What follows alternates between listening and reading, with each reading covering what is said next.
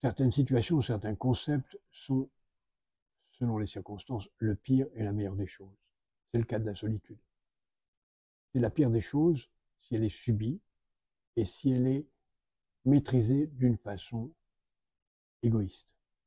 Si elle est subie, comme la solitude des gens qui n'ont personne pour les aider, pour les entourer, des enfants, des adultes, des personnes âgées, et on sait que cette solitude est un facteur d'aggravation de la santé physique et mentale, et que plus les sociétés fabriquent de la solitude, ce qui est le cas de nos sociétés, plus les gens voient leur espérance de vie baisser. C'est aussi une mauvaise chose quand c'est une solitude voulue de façon égoïste.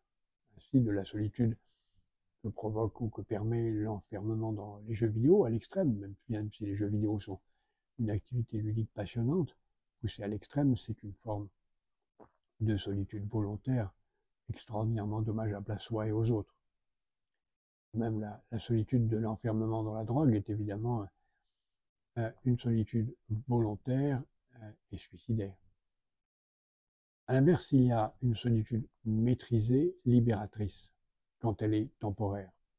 La solitude que je décide quand je veux écrire, quand je veux composer, créer, quand je veux m'isoler du monde pour un moment, pour gagner cet espace de liberté formidable que permet le fait de s'isoler. De même, quand on veut méditer, rien ne peut être plus important et utile que la méditation. La solitude maîtrisée est un luxe. Chacun pourrait ou devrait y avoir accès.